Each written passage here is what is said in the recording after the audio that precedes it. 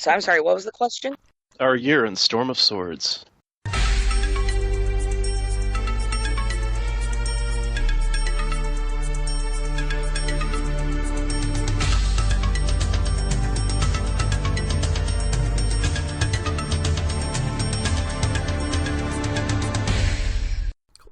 Hi, and welcome back to the Vassals of Kingsgrave. We are an offshoot of a podcast of Ice and Fire, and all the views presented here today are those of the individual and not of VOC as a whole. And I'm your host today, Sarah aka Lady Weaver, on the podcast of Ice and Fire forums. And this episode is the 64th installment of the epic linear A Song of Ice and Fire reread, and it's a question episode in honor of the end of A Storm of Swords chapters in our reread. So think along the same lines of VOC 412, we need to talk about Rob. Now, this episode was originally recorded in 2 parts, but we actually had some problems with the audio, so we had to go back and re-record some of the questions. Every recording session had a slightly different cast, so as we go through, I'll introduce them to you before we get down to the questions. Okay? And now that the business end is out of the way, let's get down to the fun stuff. Right now I'm joined by... Jock, Munlo Jock, 2 on the forums. Tanja, Scilens on the forums. Hannah, recently demoted to 3rd. Shadowbaby on the forums. And this is Scott, Shaggy Dog on the forums, recently promoted to 4th. Okay, so part 1, book enjoyment. Out of this book, what were the things you liked, disliked, and why do you think that A Storm of Swords is actually, for a lot of people, the most popular book in the series and their favourite? I think it's because the first book was very plot heavy and the second book was very action heavy, whereas The Storm of the Swords has a good mixture of it both. That's a very good point. And I'd also say that it also pays off a lot of the things that we have learnt about in the last 2 books. And with Joffrey, he's been very annoying the whole way through, and they've been ramping up how bad of a person he is until his death in A Storm of Swords, so it really did pay off having him killed in it. This book also turns a lot of things on its head, too. You know, you expect Rob's story is going to continue, and it doesn't. You expect the Lannisters are going to, continue. Joffrey gets killed. You think Jaime's going to continue being a jerk, and he turns out to be less of a jerk than you thought he was. So a lot of stuff really, just sort of gets changed, and a lot of the assumptions you get built up on in the first couple of books get changed in this. It also has some really big moments. Like, as much as I guess everyone hates the Red Wedding, it's so well written and it's so impactful. So I feel like we get a lot of really good writing and a lot of really impactful plot points in this particular book. Definitely, and a lot of these chapters are, I found them very quick to read because they are very interesting for a lot of them. So this book really flew by for me compared to... Yeah, I think it's really well paced. Yeah, in comparison to one book in particular. You mean A Dance of Dragons? Yes. Yes. I think the pacing in this one really, really works much better than in later ones. I do wonder how much editing happened to make that happen. Because with Dance, I get the impression that it just wasn't edited properly. And I wonder how the pacing would have been in this one if it had received as little editing as Dance. But probably there's still a lot of interesting stuff happening. So yeah. I almost wonder with this one whether he wrote it incredibly quickly as well, because there was only a year between, or almost 2 years really. It was almost 2 years between when A Clash of Kings was published and when A Storm of Swords was published, so it might just be he wrote it incredibly quickly. That might be true, yeah. So that might have anything to do with it, whereas the other 2, it was 5 years between A Storm of Swords and Feast, and then 6 years between Feast and Dance. And I'm not going to mention what we're in now, but Yeah. You know, editing this guy's work must absolutely suck, because he intentionally throws in things that are just characters, like, incorrect opinions about things, or just, you know, where characters are lying, or things are just factually wrong. That's got to just completely suck, or he's, like, laying down clues for something in the future. So they must have to go back to him, like, at least a dozen times every other page. Hey, can we change this to that? No, that's in there for a reason? Damn. What about this down here? Can we change that? No? Oh, well, this character gets this wrong because this is what happened in that other... No, that's just the character demonstrating a mistaken opinion? Shit. Is there anything we can actually edit out of here? Or is it just as is? But as well with it, it's... You have to feel bad for the person who is editing it, because they must have this massive book and charts and everything going back to check everything and being like, is what George writing actually correct? And you'd have to be double checking a lot of it correct compared to previous books. Maybe that's why it's taking so long to release The Winds Winter. It's stuck in editing for like the next 8 months per chapter. I wish.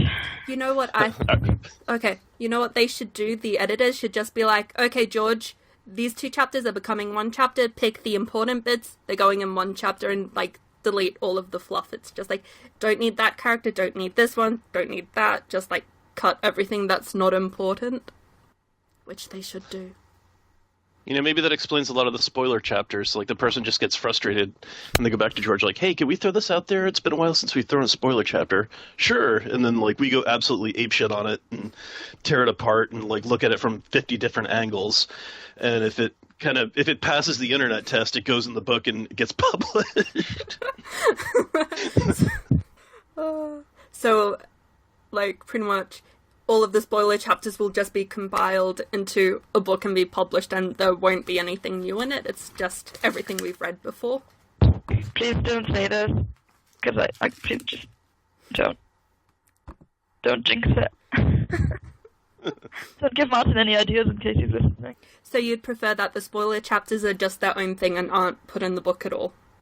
Oh no, I want the spoiler chapters in the book, but I don't want a book that's just the spoiler chapters and that's it. Okay. Do we have anything more to speak about with what we liked or disliked about Storm? I like the fact that there's a lot of setup for the next 2 books. The Tyrells start taking like a much larger role, and you start finding out a lot more about them, and it kind of casts them in a sort of more of a gray area than I think they were before. Definitely. And as well, we've really learned a lot about their house in this book, because we actually get to see them as characters and how they interact more than just... rather than just being minor characters, they're more major players in the game now. So, this is not my favorite one. This book. What one's your favorite one, then? You know, it's weird because I know it's a lot of people's least favorite, but I think that A Dance with Dragons is my favorite. Really? Mm-hmm. You must be the only person I've ever talked to. I know, I feel like I am a lot, because I know people just don't like it very much at all. And don't get me wrong, there's super major flaws with it, for sure. But I think the reason that I like it the most is more in contrast with Feast, because they kind of are like Act 2, you know what I mean? So it's like a new beginning in a lot of ways. Yeah. And the pacing of it, it's hard to describe. It felt brighter to me than Feast is. I don't know if that makes sense, but it just kind of felt I see where you're coming from with that. Yeah, like easier to digest, a little more on the upswing of things, whereas Feast kind of took another downswing and had more introductions. But after the reread, I'm starting to like Clash a lot more than I ever did. Like, that was always my least favorite, and that's my least favorite season of the show is the one that covers that book. I feel like it's really dull. And through the reread, I think I've come to really enjoy it a lot more than I ever did before. Yeah. I really enjoy the second half of Clash, though. That it has a lot of the plot points I really, really like in the second half of that one. No, but with what you're saying about Feast and A Dance with Dragons being Act 2, it really feels like that. It feels like the first 3 books are Act 1 almost of their own. Right, they could almost stand alone, you know. No, honestly, it could. For a lot of the characters, it could end there, and you'd be like, I'm okay with it. And yeah, and I think the other reason I don't enjoy Storm as a whole book is because it is really cat heavy until she dies, and it's no secret that I just really can't stand Cat. Yep, that's why I don't that's hard for me with it. But some of my favorite moments in the series are certainly from this book. I agree with that. Same as, like, I don't necessarily love Dance because it's very John and Danny heavy, and I don't love their chapters, but I love the Reek chapters in it because they are incredible. Right. Yeah, I just Feast to me seems a little crushing, and Dance feels a little more like coming up for air. And then this book kind of goes back and forth between the two in a lot of ways.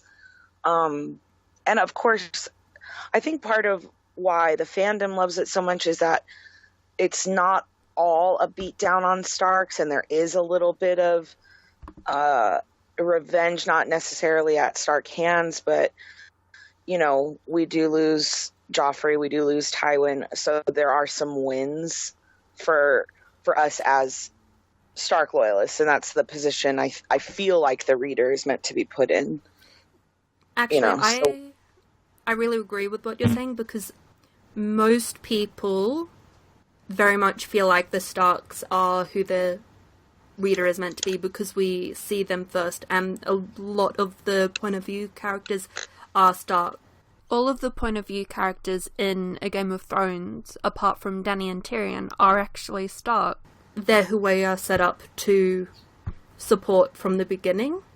But then as we go further along, people change, but they still tend to support the Starks. But yeah. Yeah, and then Feast and Dance both move away from that a lot more. They're more complex. But in some ways, Dance seems to kind of circle back on that. And I don't know. There's obviously huge losses in every single one of these books, at least for like the hero side. But yeah, I guess this book's also Bina says it a lot, where it feels like you're waiting to get somewhere.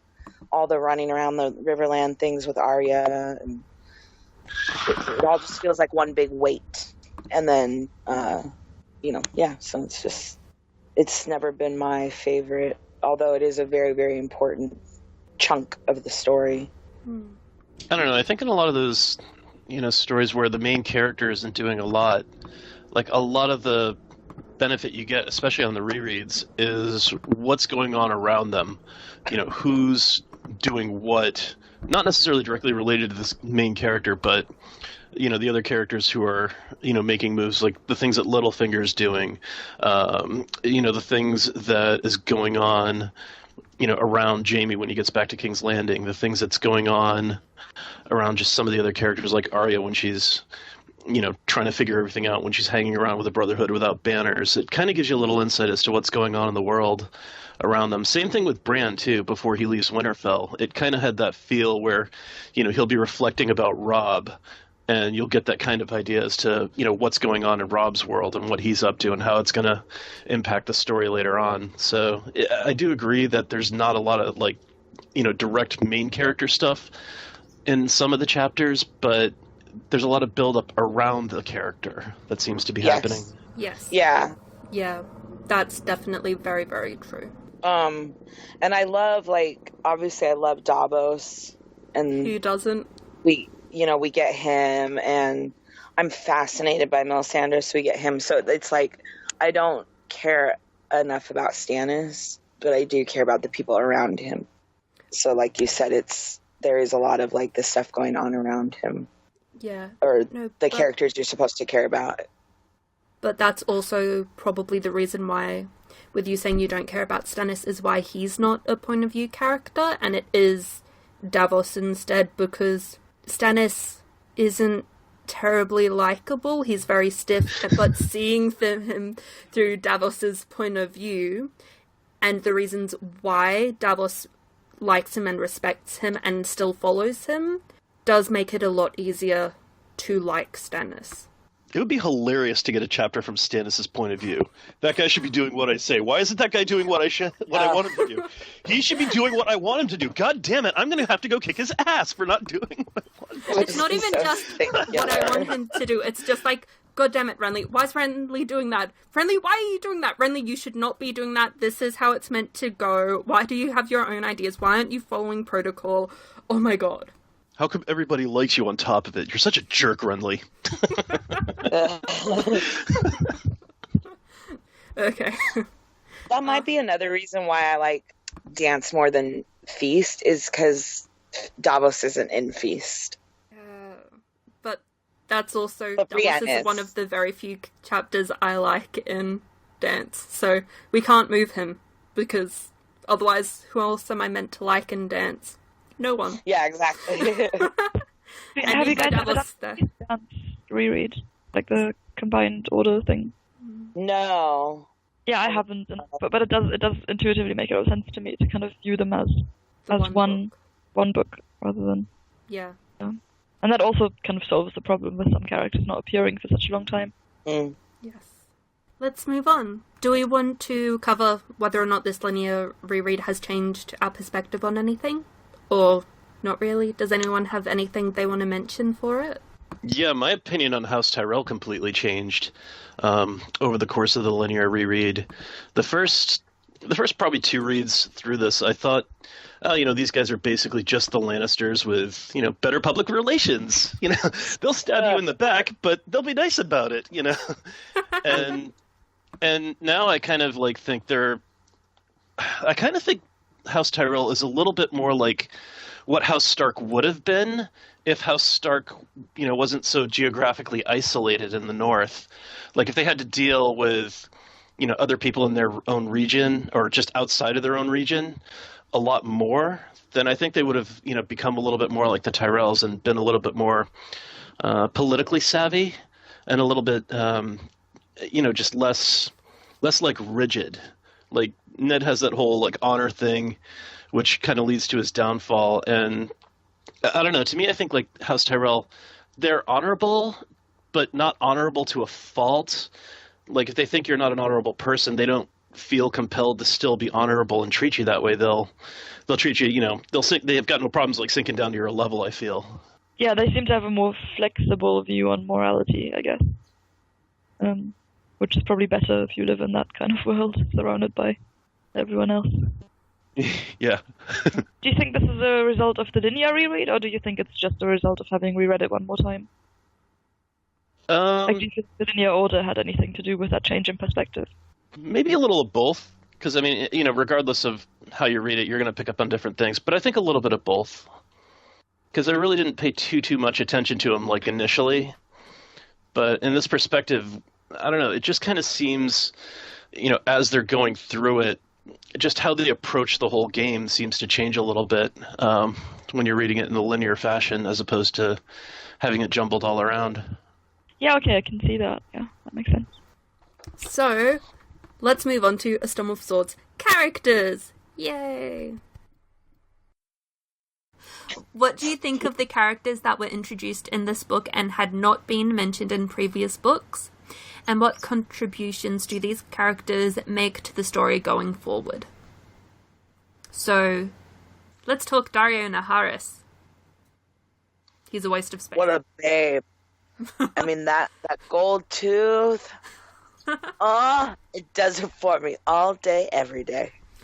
No, but with him, I honestly don't see a purpose in him being in this, apart from being one of Dany's 3 betrayals. I don't really see his literary purpose.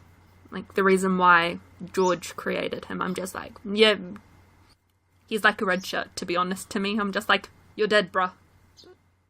Really? Yeah, but then Yeah, again, he's I'm Benjen. also not really into the Danny chapters, so... He's Benjen. Yeah. No, he's not. Benjen's cold Everyone hands, knows yo. him. Oh, God. No, Benjen Oh is my Ghost. If Benjen is cold hands, I'm done. I'm out. I'll never do this again. Because I George swear. said Benjen is not cold hands, and then you're like, he is cold hands, why did you lie? I swear to the black goat of Kahor, if Benjen is cold hands, I'm going to hang myself. Please don't. Done. Done deal. I'm, like, out if that's the case. I think the series will just end with everyone finding out their Benjen and just going home. That's I think it. that's the main plot point at the end. Yeah, but... Yeah, I don't think Dario has a purpose, really. And I'm like, sure, you can be eye candy, but, like, whatever. I do. I mean, I feel like he, he serves a purpose in helping her awaken to sexual and romantic feelings that aren't forced upon her. So I feel like psychologically that's going to have a good, positive impact for her, being able to choose that part of her destiny for herself as queen. Again, a good thing. And obviously he's crucial in the taking of Marine. No? That is true. I feel like it's not my cup of tea, but I get that he does stuff, but I don't think he does a lot of stuff. That sounds so stupid, but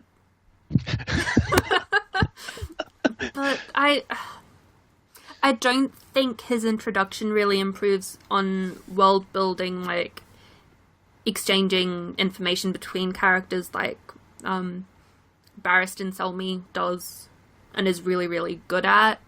Or Sam, he brings, like you have characters that you can use as exposition, and I don't think he's really one of them, and I don't think he really moves the plot forward that much. I mean, yes, he's there, and he helps Danny take Marine, but... He's Second Sons or he's Stormcrows? He's unimportant, that's what. No, because the companies are important, though. I know. Which is why I asked. Captain Generic, Dario Naharis. It's how they could recast him, no one cared. Oh, Jesus.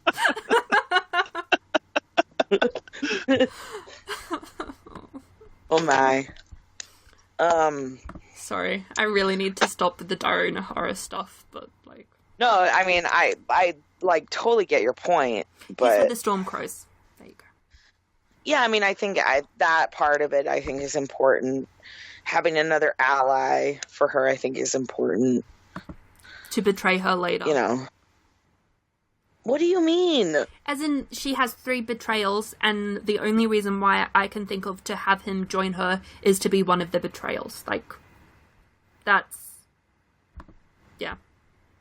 Yeah, that makes sense. I mean, he got to be the leader of his group by literally betraying his former captains. Yep. So he's going to betray her. That's like one of her 3 in my mind. I'm like, it's confirmed until it's someone else. I don't think so. Yeah, but why hasn't he done it already? These had ample opportunities. I know, but I think it's going to be coming soon, whether... Because the thing is, he changes fealty and goes over to her and kills the other 2 guys. But I almost wonder whether he's been bought off by someone else to do that beforehand. No. I don't know. I don't trust him. I think he's shady. I don't think he is at all. I think he's just definitely a man with a penis phallus that wants to love a woman. That's normal things. So trust the treacherous mercenary is what you're saying.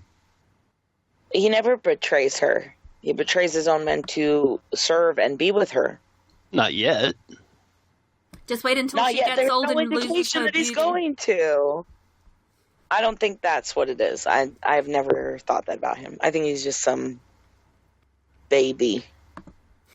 You think it's possible that like every betrayal that she's going to know is actually someone who's betraying some aspect but staying loyal to her some strange way? Like Dario betrays his captains to join her side, and then Jorah betrays like everybody left and right but stays loyal to her, strangely enough.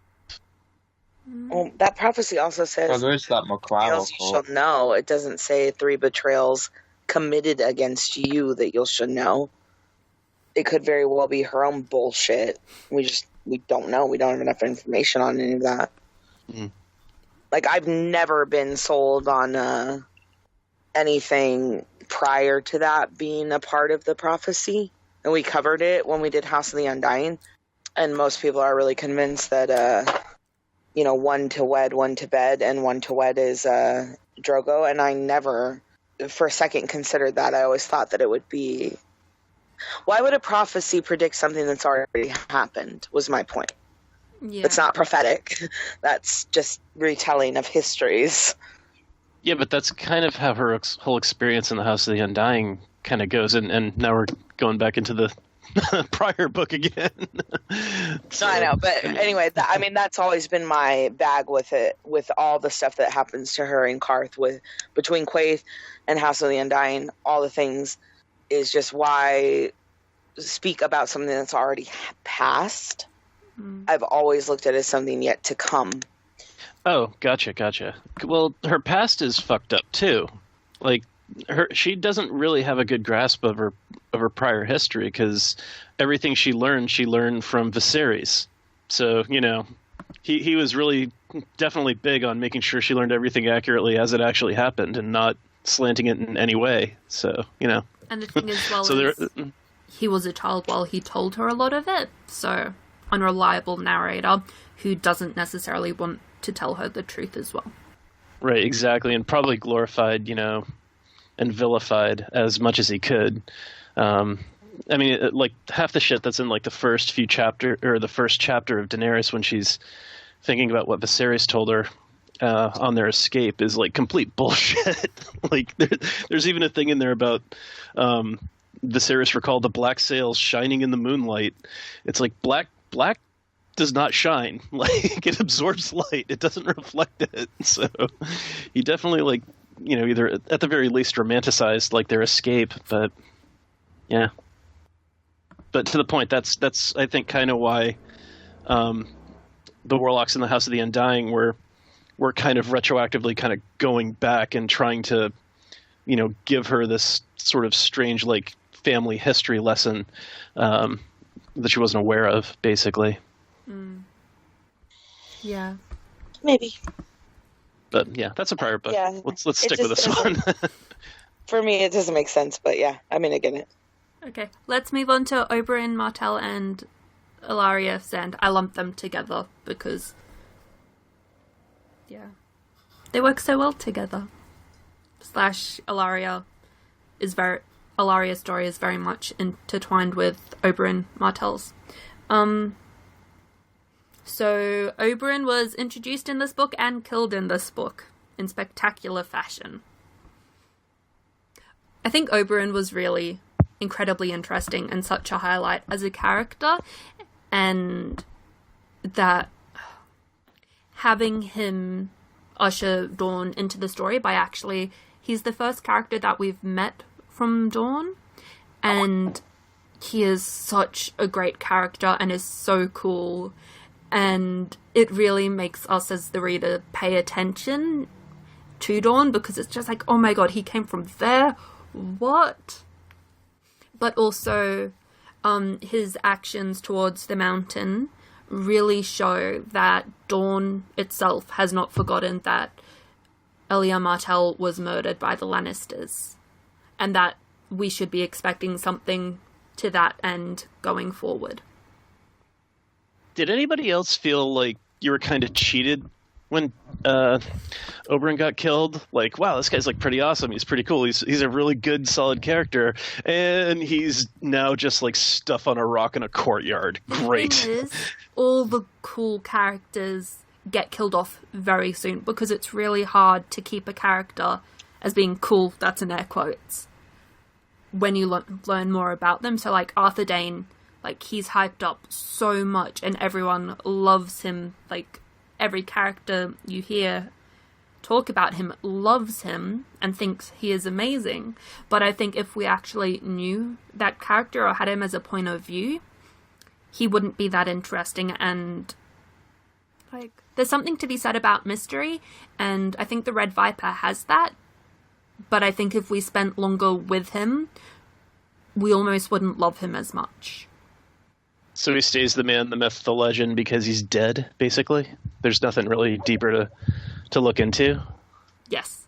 But I think okay. With his children and with Ilaria, we get to look into it a little bit more going forward. But I do think, because he's so cool, and I do think that if we had more of him, and if he had have survived the fight, I think maybe a side of him that we didn't like would be shown. Plus him dying while killing the Mountain / being killed and the Mountain turning into Robert Strong. There's something very poetic about that, I'd almost say. I think it's kind of interesting, like, going forward, how Ilaria is just the absolute opposite of, what Oberyn was going for when he went to King's Landing. I think it's the next book. She's very much like, guys, just let bygones be bygones. A shitload of people are dead. We lost people. They lost people. Let's just call it a day. I don't want to lose any more people. And she's just kind of like, I don't want to say like the voice of reason, because you can see why, people would have issues, but she kind of almost seems to be like the voice of reason in like an unreasonable world. Or at least to unreasonable people who are kind of like caught up in revenge. Yeah. Plus she also started a fight, or her and Olenna like started like a spat, which was pretty hilarious too.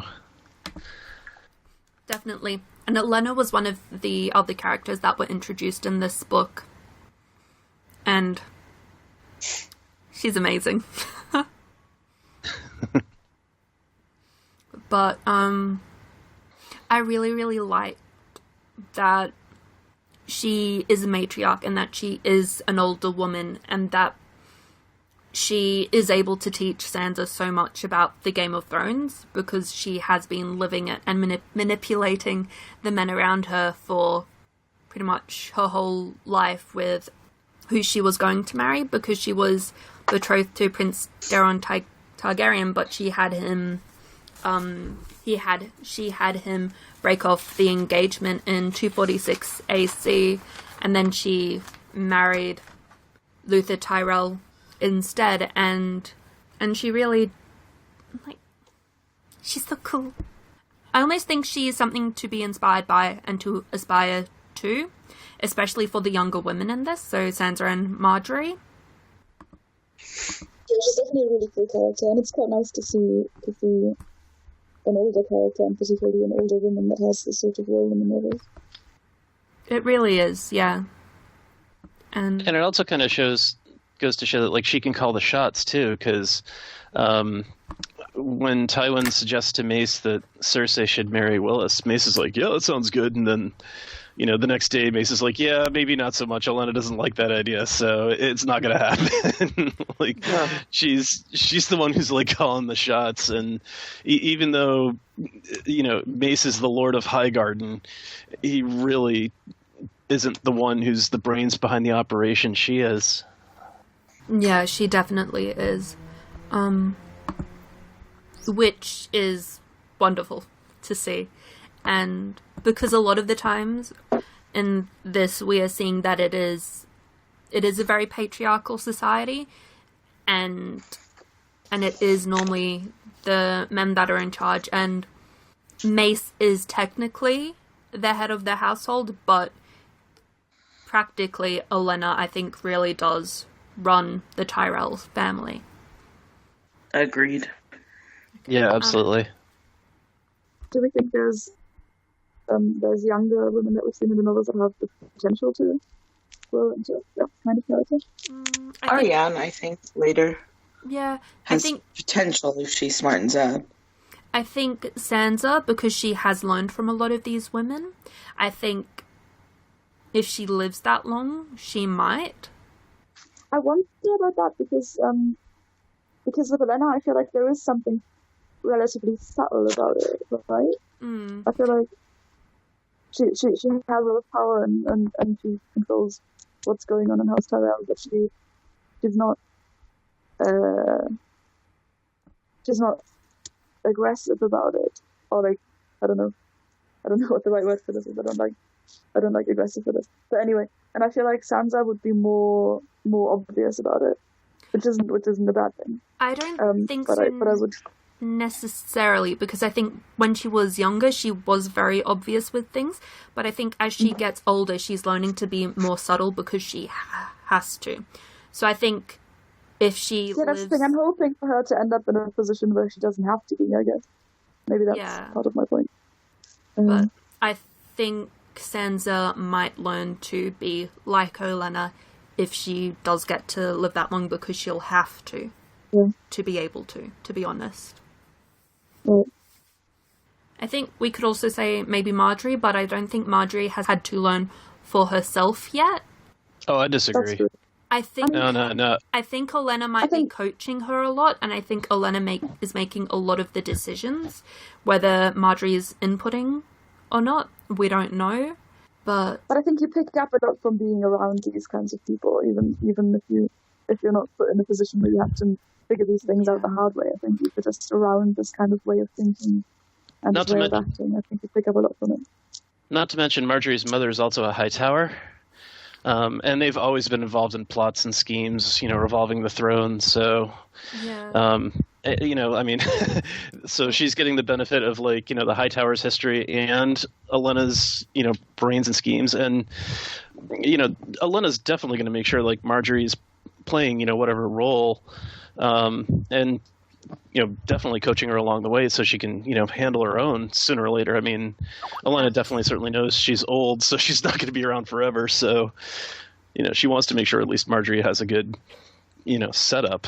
Yeah, that's a very good point, though. So, I think Marjorie is getting coached at the moment. I don't think she's necessarily at that point yet, but I think going forward, she should be able to. I think she's on her way, because I think a lot of the stuff that you see her doing with Tommen that really, all the things that really, really get under Cersei's skin, from having Tommen jousting and, complimenting him and starting to win him over, when Cersei starts fearing that, Marjorie might try and step in when she gets old enough, kind of put her out and start running things, even to have Loras, I believe Marjorie suggested that Loras should teach Tommen how to be, a knight or whatever, or that Tommen should squire for Loras.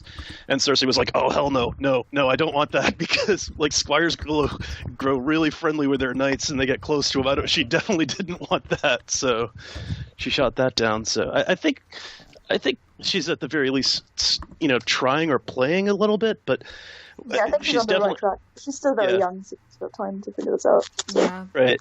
And definitely, and I think this is something you learn a lot as you get older and through experience doing it. Yeah, definitely. And there's also part of figuring out, just getting to know the people around you and figuring out who works in what way. Yeah. Okay. So, do we have anything to talk about characters that have died and the contributions they have made to the story so far? So that's people like Tywin, Joffrey, Catelyn, Sandor, Gregor Clegane, Oberyn Martell, and maybe not Robb, because we spoke about him a lot in the Robb episode. So with the deaths in this book, I feel like it's difficult to compare Robb to the others, because it's such a big one and so impactful. But in terms of the others, I found Tywin the most surprising, or maybe the most, interesting narrative choice, possibly. because he has so much influence. I feel like Cat makes a lot of important decisions and has a lot of influence on things, but is still not one of the major players. Joffrey seems to be, but isn't really, and has a lot of people around him that like have more control over things. So I found Tywin possibly the most interesting one in that sense. I agree. I think Tywin's death has a massive effect on all Seven Kingdoms because he is such a powerful character and is very, very clever. So House Lannister has gone from being one of the most powerful houses, and then with Tywin dying, they've just crashed pretty much, and they are nowhere near as terrifying as they used to be with him in charge. It feels more like they're trying to pick up the pieces of their legacy and their empire rather than consolidating and keeping it, or enlarging their power sphere. Yeah, that's a good point. I mean, Tywin was like a huge stabilizing factor. Pretty much from the beginning, he was, you kind of got this feel, even when he came to King's Landing as Hand of the King, that, look, he's in charge. This is how things are going to work. Cersei did what he wanted. Tyrion did what he wanted. And then when Tyrion offs him, not only is Tyrion gone, but there is really nobody sort of stepping up and taking that mantle as like the head of House Lannister. I mean, Kevin kind of does a little bit, but not really. Yep. Jamie's not really doing it. Jamie also can't really, because in his position, he's meant to be a Kingsguard member, not a member of House Lannister. So he can't step up. And if he did, it'd be like, what the hell are you doing, bruh?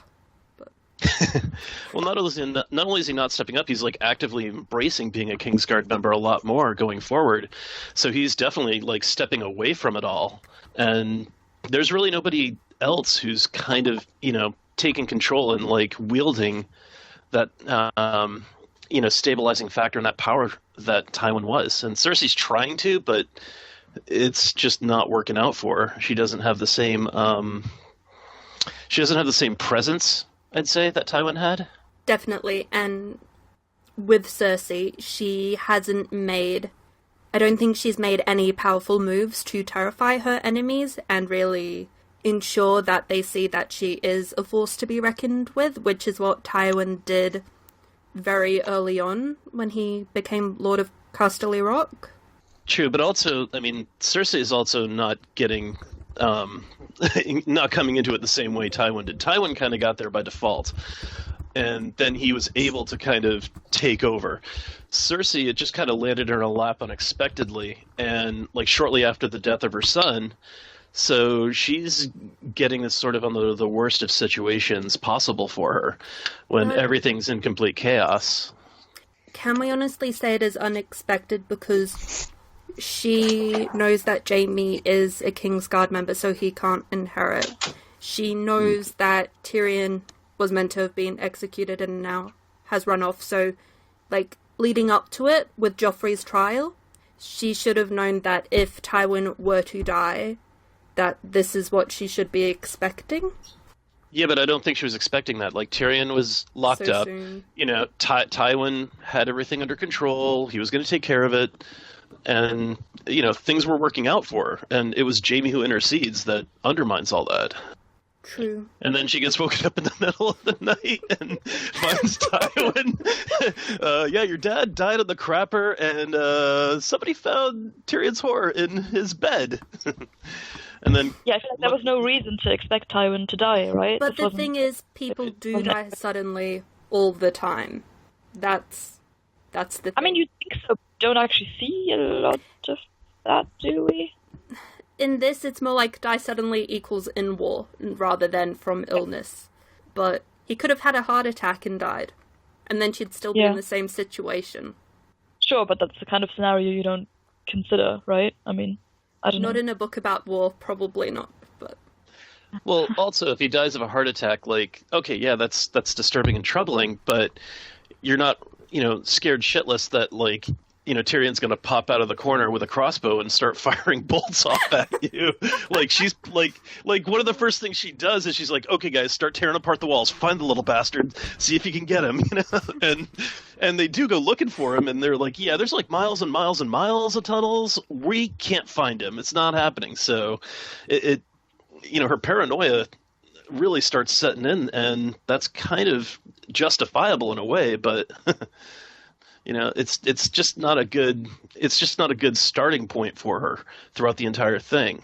She goes from thinking everything's under control and all set to holy shit, dangers lurking around every corner, and on top of that, she's having to deal with the Tyrells. Yeah, but so she's kind of almost simultaneously coming into power and also freaking out that it can be taken away from her kind of quickly in a short period of time, like minutes. Legitimately. It's just like, oh, the Tyrells are all here in the castle? Cool, killer. Thanks. But honestly, they really could have done that and then taken the throne very easily. Well, they probably would have if they'd known what was going to happen, right? Sure.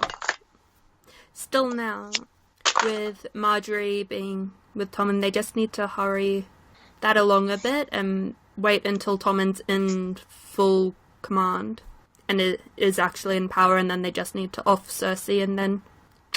Well, they need to get her pregnant. That's the biggest thing. Yes, that's the big one. And that's not happening at the moment because Tommen's too young. Which means if there had have been the 5-year gap, Tommen would probably have aged up enough. He'd be like 12 or 13, right? Yeah. Yeah. Which is still creepy, but in the time period, that is the age that they have the girls being married and actually being married. So they might have done that if there had have been a 5-year gap. Are you glad he didn't do that, though? Because it makes it so much more complex. Like, I'm glad he didn't write himself an easy way out of, he obviously he went into this choosing to write about young people experiencing really crazy, intense things. And I feel like that would have been a cop-out. Oh, well, now Dany's 20, so it's fine, I think with some of the storylines, being skipped forward could better them. But I think with some of them, like with Cersei and Jaime's storyline, you can't really have a 5-year gap because all of the important things that happen to them would be happening now when they're first getting back together, they're coming into power. It's all of that sort of thing that really creates their character arc. Mm. Do we want to talk about other dead people?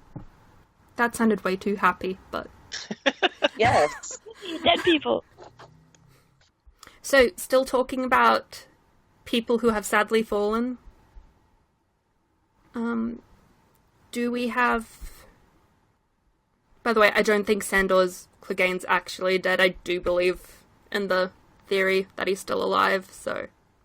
I wouldn't lump Gregor necessarily in there either. Yeah, because Robert's strong now. And then Kat's Stoneheart, so she's not actually dead. I mean, there is something we talked about Catelyn dying off, but Gregor is like, who gives a shit? So. Yeah, they trade in one walking mountain for another, pretty much. Yeah, I don't consider it a loss. There's not much difference between life and death there, as far as I can tell. But with Cat, there's some disparaging things going on. Yeah. Yeah, it's true. It does. When Cat comes back, she does change the direction of the Brotherhood without banners. They get into the revenge business as opposed to trying to be sort of justice for the small folk. Well, and she is so different, just... I don't like Cat, but she was a more reasonable person in life than in death. Yeah. It seems, She definitely was, though. Because it seems that now that she is Lady Stoneheart, she seems very much set on an end goal and only cares about that end goal and doesn't care about anything else. Right. And that end goal is revenge and vengeance. Well, and Catelyn had some hope left. even until, like, the moment she cuts Jingle Bell's throat.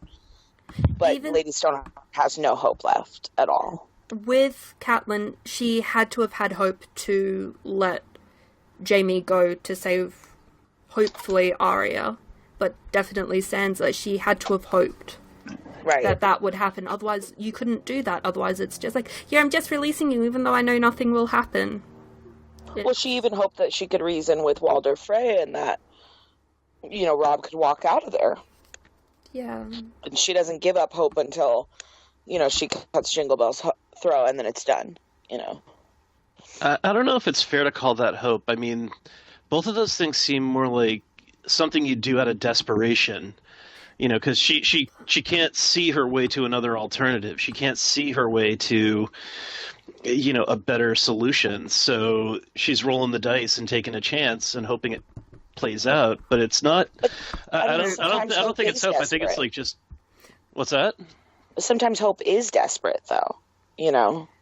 And you cling to it desperately. If she didn't have any hope, she would have just killed Jaime in the cells, because that would be revenge for having her daughters die. Yeah. I wouldn't have given her anything back either. She did have a chance. So, do we like Cat better as Cat or as Lady Stoneheart? Lady Stoneheart, because she's not Cat. Sorry. I don't think I've seen enough of Lady Stoneheart to have much of an opinion about her yet. I want to see a bit more where this is going. That's true, yeah. I need to know how it ends up with Brienne and Jaime and the whole thing, the cliffhanger we're on right now, to truly weigh in on her. Because I feel fairly neutral about Cat, because I think she's made her mistakes. There's reasons I like her and there's reasons I dislike her. So I really need to see how the whole Lady Stoneheart thing turns out. I'm worried about the cliffhanger. I'll find out in 7 years. It's fine. I wonder if Lady Stoneheart will still have that flaw that Cat has of, like, realizing what someone's doing, but not exactly getting it right as to why they're doing it. But, yeah.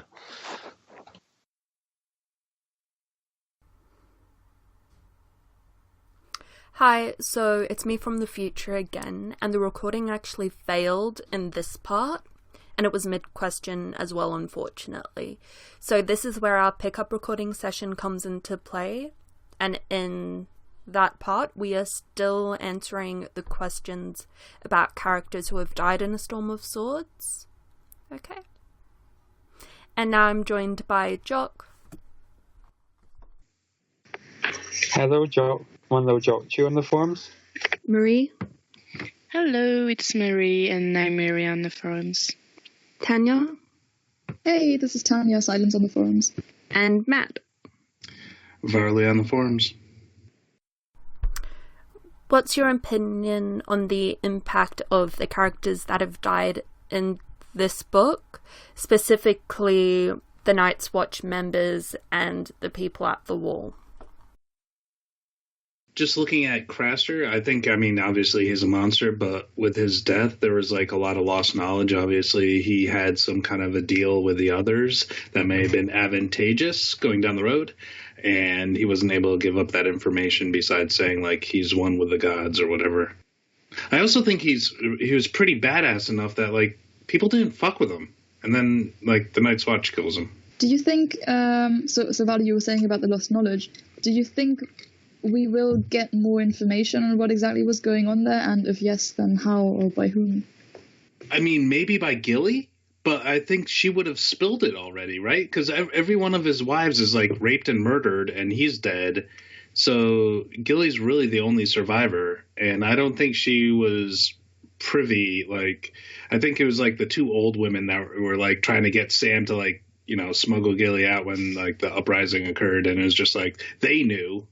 But I don't know if we ever... And then everyone that took over Craster's Keep was killed by Cold Hand, so I don't think we'll get that information unless it's through, like, Bran or something. Because I'd really like to know what exactly was going on there. But that's a good point that I don't know who would tell us. Because if Gilly hasn't told us by now, then I don't know whether she will. Yeah. Has Gilly really spoken about what it was like being in Craster's Keep with Craster himself, though, because I think it was more experiences in how to survive. I don't think we've seen it through Sam's POV, but that doesn't mean that she hasn't or will not. Yeah. Okay, like, he just got to the Citadel. We don't know what she's going to do, like, while she's, chilling out, watching him read books or whatever.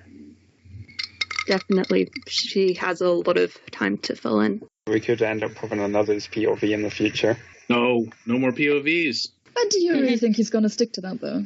If Gilly's a POV, she's going to be like a prologue or an epilogue, and she's done anyway, so... But I do think we're going to get more POVs, though. No, please, no. We will, though. I mean, not that I'm particularly keen on it, but we will. I mean, the good thing about Storm of Swords is that it takes place within a narrative, and we have a lot of POV loss and a lot of character loss, but there's still, as part of the grand arc, now we're heading towards Doomsday, so that those characters can't be replaced by, like, a new Quentin or a new, like, Jon Snow or whatever, or new Rob, new Cat, or whatever. Like, they just can't be replaced as easily as they were after the Red and Purple weddings, So I think by its very nature of, like, going down to this, like, cataclysmic battle between ice and fire, that there'll be just fewer POVs on only, I guess, one side, right? We're not going to get white POV.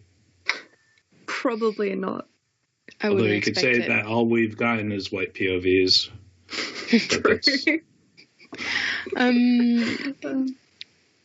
Everyone from the Night's Watch dying, and I mean the whole Fist of the First Man and everything. It's it adds to the body count, basically, which maybe has more of an impact on the reader than it has on the actual story. I mean, obviously, the Night's Watch losing a big chunk of their forces has a big impact, but it also serves to tell us that a lot of people have died, and this is, like, Storm of Swords is huge for that.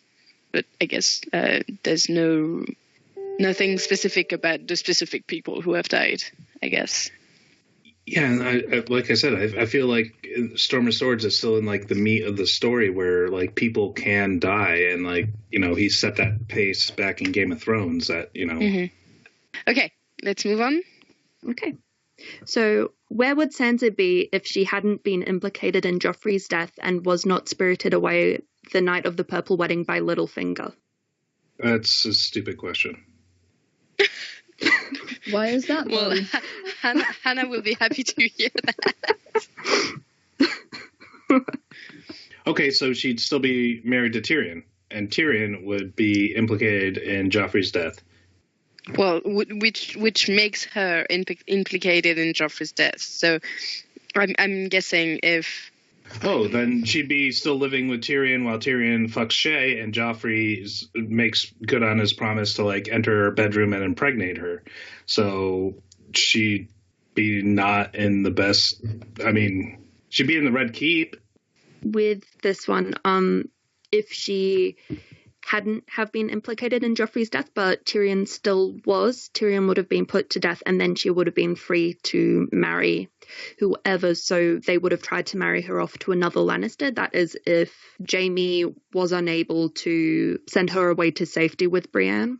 So we were talking about who she'd marry, pretty much. But that doesn't make sense, because if they tied Tyrion to Joffrey's death, which he wasn't involved in, the issue of the hairnet would have been brought up, which would have involved her and implicated her. Like, I don't think you can separate Joffrey's death from her and Tyrion at all, right? I guess if she hadn't technically been implicated, like if she hadn't served with the murder with the hairnet, and if she was just completely innocent, and people didn't think she had done it, I guess she would just have been married off to serve Cersei's purposes. So either to another Lannister, or I don't know, maybe Cersei would have just let it go and let the Tyrells have her on the condition that Marjorie doesn't marry Tommen immediately or stuff like that.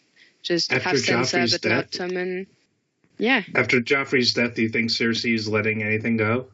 I think Tywin will, because if they did kill Sansa, they have no claim to the North at all. So it's a smarter move if they keep her alive.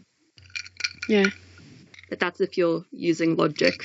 And I guess a marriage to another Lannister would be the most probable option.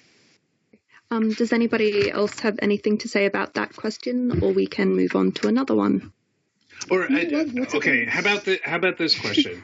What if Sansa would have been happy being the mistress to Joffrey after he married the Tyrell? Yeah, but no. Yeah, no, that's not happening. I don't think she'd ever be happy with it after everything she's been through with Joffrey and because of Joffrey. I would imagine she'd probably kill herself before she tolerates that. Because she already thinks about killing herself earlier and then killing Joffrey, but she still likes to be in the Red Keep.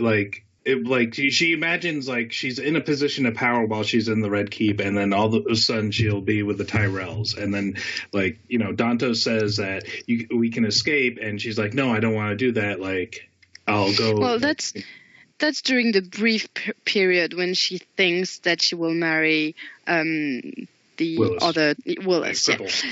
Yeah. She's happy about that because she feels like that she's interesting and protected, and that the Tyrells are really likable, But as soon as she is married to Tyrion, and she's just miserable, she just goes to pray and see Dantos and hope she just hopes to leave. I think she cannot stand King's Landing at this point. She can't anymore. So definitely, and that's when she has Tyrion there to sort of be a buffer between her and Joffrey. Yeah. Whereas if she didn't have anyone there to try to stop Joffrey, I don't think it would matter though, because I mean, you even see like later on in Cersei's like thinking with like the different ladies that she sends to Qyburn and stuff like that. Like the only way Sansa couldn't been implicated in Joffrey's death is if Joffrey died in like battle. That's it. Yeah. And only if that wasn't against like a northern army somehow. Yeah. Okay. So I guess you're against the premise of the question. I think it's still interesting for Sansa psychology and state of mind. It's still imagining her staying longer in King's Landing is interesting to see how depressed and miserable she was there. Whatever she is into with Littlefinger now, it's still a relief to be away from King's Landing. That's what we see in her chapters. Yeah, I agree with that. Yeah, but I think we're going to see her like, I think she does have high hopes when like she gets on the ship and Peter's like, we're going to, I'm going to take you home. And then home is the fingers and then like the Eyrie and like, so I think she's going to find herself, unless she gets some actual agency, that she's just going to be put into another kind of, confining box of people controlling her and people wanting her to do certain things to their benefit, not her own. I mean, I don't want to like. I really don't think that's what we see in the few chapters that we have for her. In the few chapters that we have after Storm from Sansa, really show something else. I mean, to me, it shows that she's growing, she's learning, she wants to play a role, and I don't think she will let herself be used in the same way.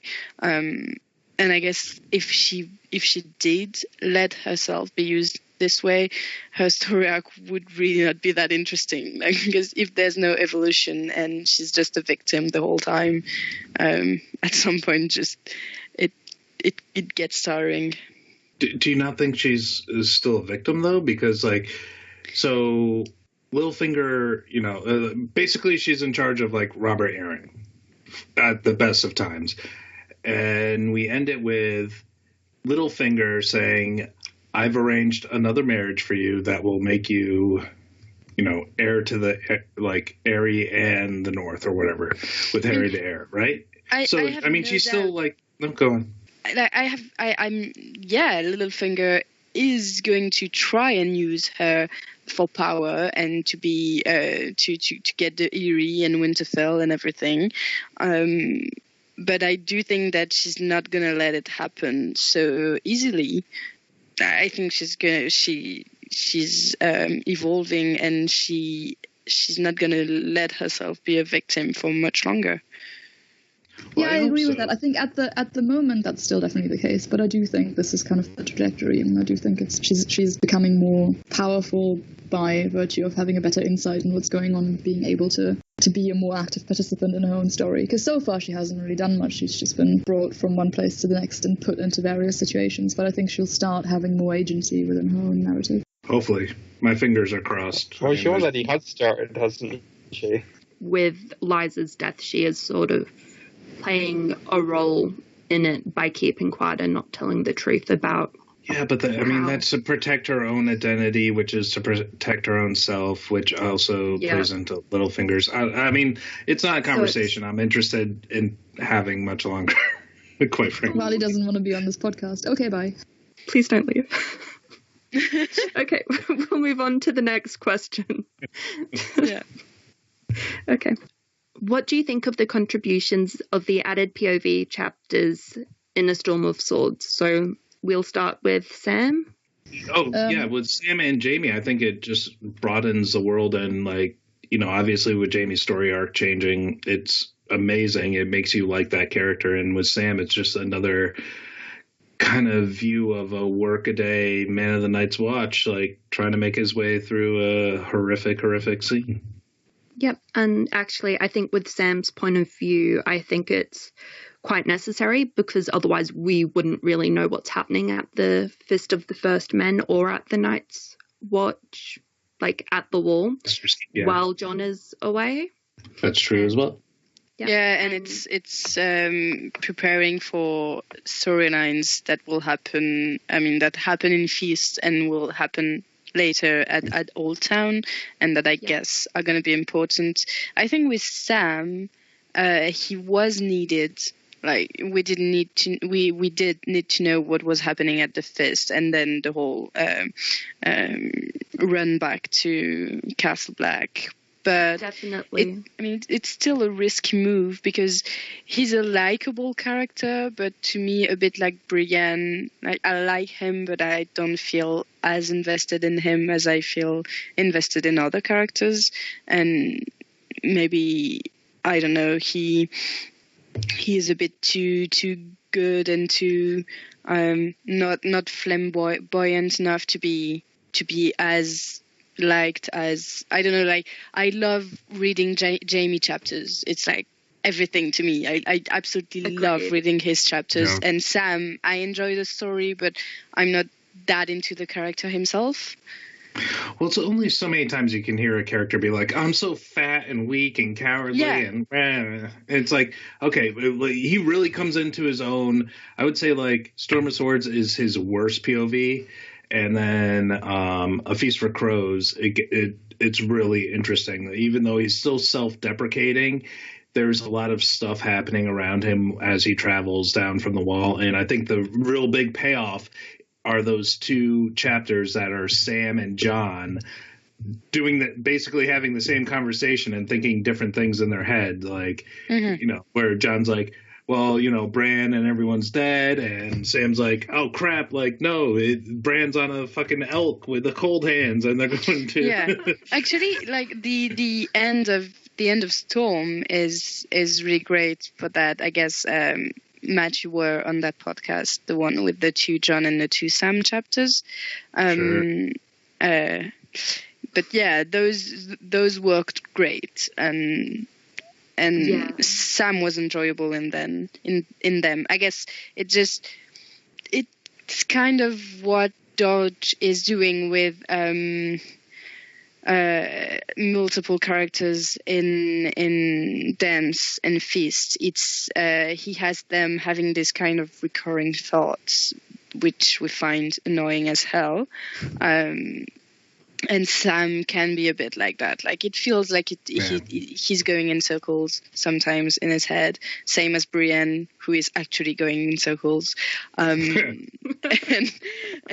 so that would be maybe my critic as to the Sam POV chapters. It is a good criticism, but I also think having his chapters is very important because they say show, don't tell. And with Sam having point of view chapters, it actually means that George is showing us when Sam kills another and how he does it. Yeah. And otherwise it'd lose all of that impact. Well, he definitely serves a purpose, and it's a good one. It's just the way he's written that maybe I have issue with, but... You'd like him if he had different character traits, pretty much. I guess I can... Well, but then he wouldn't be Sam. He would... Yeah, but she doesn't like Sam. I'm not saying I don't like Sam. I'm saying that... You don't like how he's written. At some points, yeah, I could... Like, that's exactly what Matt was saying. There's only so many times I can hear him complain about him being fat and him being a craven, and like these are his character traits, and I would love it if other parts of his personality were more developed. I understand that it's his big thing and his big issue with life and with the world, but maybe there could be more to him that we don't see quite enough, I guess. Yeah, he does feel quite one-dimensional to me. So he doesn't do much apart from whine about how fat and cowardly he is, and it's a bit. But at the same time, he has, like, the analytical mind where he's like, I didn't kill the other, the Dragon Glass did. Whereas I think, like, the dummies at the Night's Watch, like, would be like, well, Small Paul hit him really hard. So, and Sam, it doesn't hit really hard. So maybe we should hit the White Walkers really lightly with our swords or something. And that, because that seemed to do it with Sam. And Sam's like, no, it wasn't the fact that I hit him. It was the fact that what I hit him with. It really did. They're like, well, I don't know.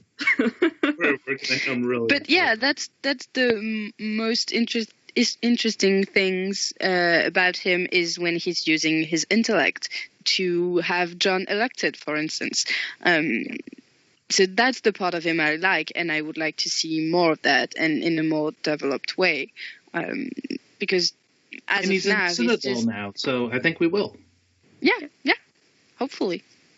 Yeah, that's the thing. I'm not super excited about his chapters so far, but I do think there's potential there. I do think he has potential to grow into a character I could, in fact, find very interesting to read about. All right. And I mean, is there any argument over Jaime's chapters are necessary for his character development? They're great. I don't think... They're so entertaining to read, and they show so much about the character. So they are necessary. And he's still working within this, like, overall plot arc, whereas, like, I feel like Brienne's really meanders into a travelogue in, like, Feast for Crows. Even in Feast, he's, like, saying things to right, like, you know, calming down the Riverlands, telling them, like, you know, stop fighting, start planting, you know. Yep. That's the great thing about his POV is that he can move from King's Landing to the Riverlands to basically everywhere and still have... his character is so well developed that it's interesting no matter where we read about him. And he can move him from different points in the global intrigue, and it will still work. So that's a great addition. He can do basically whatever he wants with his storyline, as long as he keeps the character well developed and well written. Yeah, imagine like him having a POV in like the first book and just the vitriol and against the Starks, against everyone. Like, you know, imagine him like having a POV when Tyrion's, you know, captured and's like, I'm going to kill all the Starkmen. That's it. And like maybe someone talking him down somehow, but he'd just be completely despicable. Like what we see from him without a POV is despicable in the first couple books. And then like this is like, oh, okay. Like this is where he's coming from. he's still not a good person. He's done shitty things, but like we're seeing not only him develop and change, but like you said, he's interesting and entertaining. Yeah, definitely. And actually, no, with the first book or two, if he had have had point of view chapters, it would have been interesting to see his motivations for different decisions. But then George would just have way too many point of view characters for a book. Like the first book, definitely. He would have been like, I was fucking my sister and this guy cockblocked me, so I pushed him out a window. See, I don't think that's necessarily the reason why. I think he was manipulated by Cersei, or like, yes, he still did it, so he still has that burden on him. However, I don't think Cersei's completely blameless in that situation. And also, I don't think he would just have been an idiot. Like, I mean, the Jaime we know now was already there. He was already witty and sarcastic, and he has his whole armor of "I'm the Kingslayer" privilege. On him. Yeah. I think the main reason why it wouldn't have been as great to read him in the first few books is that these books were really focused on the Starks, and that's what we all that's how we all went into the books. It's through this family that we hoped would win in the end, and having a Jaime POV, maybe I guess would have been, we wouldn't quite have understood why he was there. But that's the great thing about Storm of Swords. It's that it's opening up to different point of views and different sides to the whole Iron Throne story. Definitely. Yeah. And actually, we have a question on that. And someone asked us to elaborate on Jaime's admission to Brienne about why he killed Aerys and how that's seen as the turning point in the reader's perception of Jaime's character. Is it? I mean, I think obviously for most of the readers, I think you understand why he's the Kingslayer, but like you still, through other people's point of views, know that he had a job to do and he didn't do it in favor of his father. No matter what the consequences were, what King's Landing may have gotten blown up. What actually happened? Well, the King's Landing was sacked. Elia Martell's kids were killed. She was raped. Countless other, I'm sure, rapes and murders happened throughout the sacking.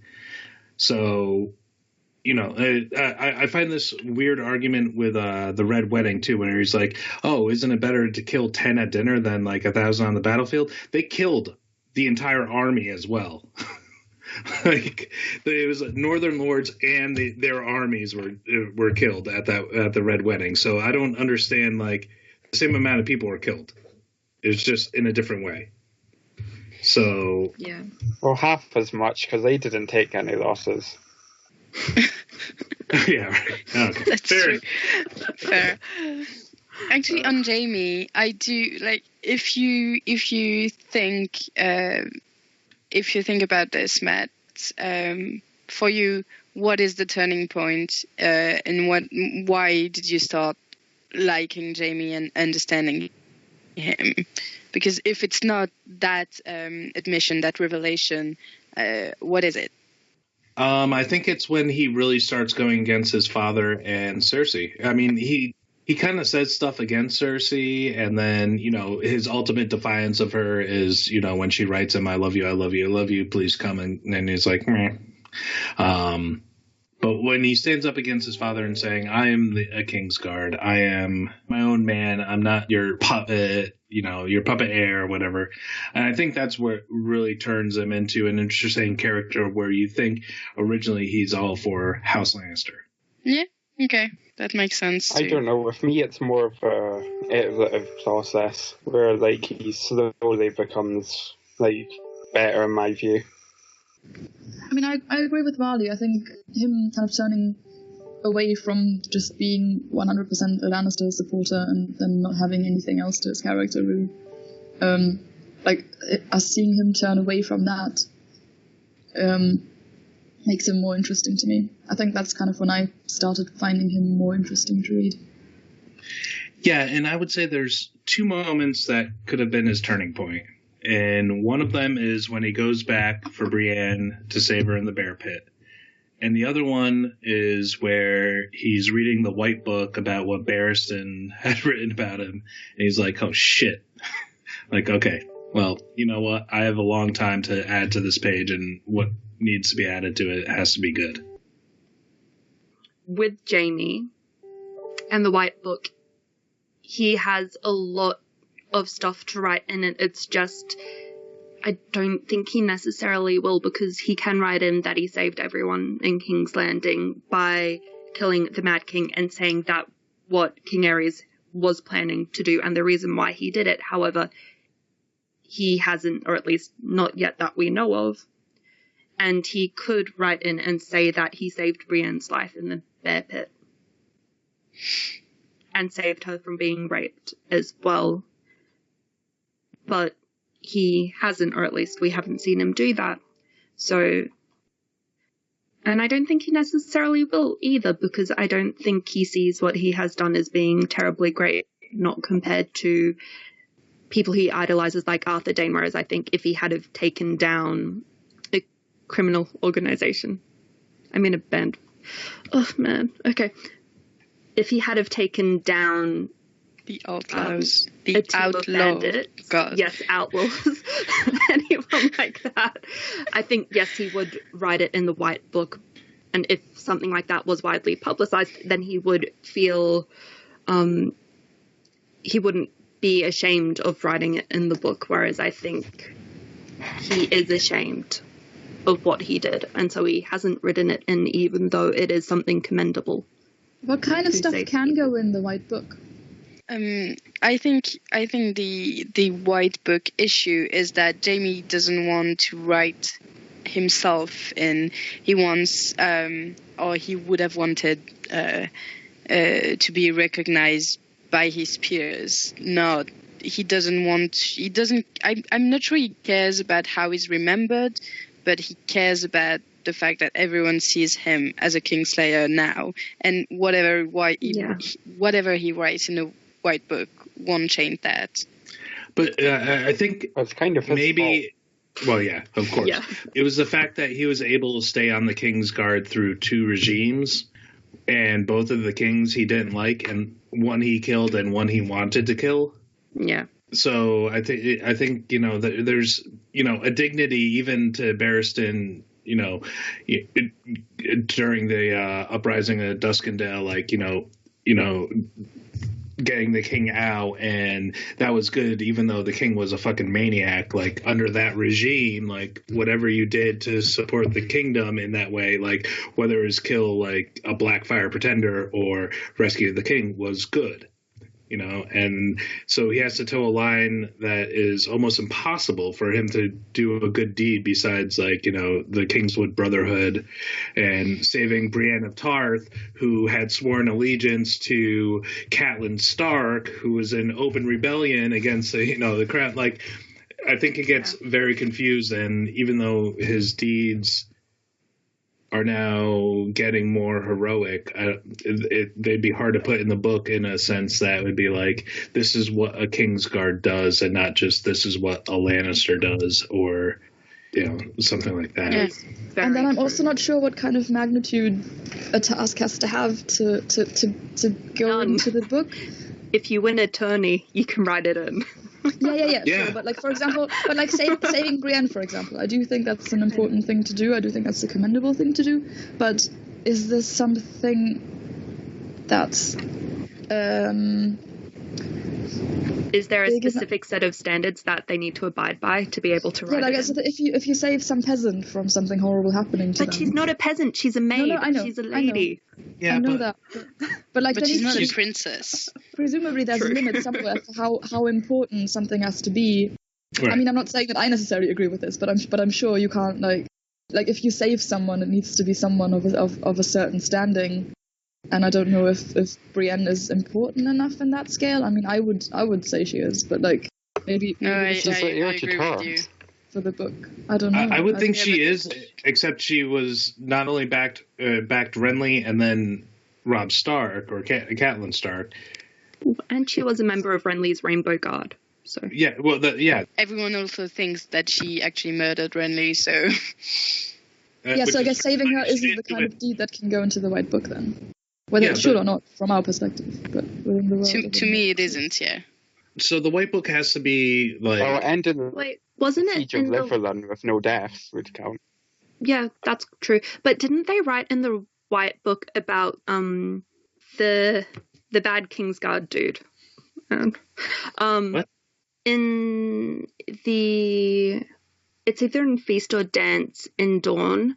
I thought they wrote it in the White Book about the guy who did all of the bad deeds and he was trying to overthrow the king, and that got written in the book, but I think that's more historical information. But still, that's something of very high significance, right? It's not like a good thing, but it has high significance to the kings. Yeah, it's something with a Toyne. Cole Toyne. Yeah. No, Toyne was the guy that fucked one of the king's mistresses and was torn apart, like, piece by piece. Yeah, he backed Aegon II and not Rhaenyra. Yes. And he was the king. He was the favorite kingmaker. Yes. Yeah. Okay. Shocking lack of remembering. So, future Sarah back here. So, that was the end of our pickup question segment. Well, it was fun talking with you guys.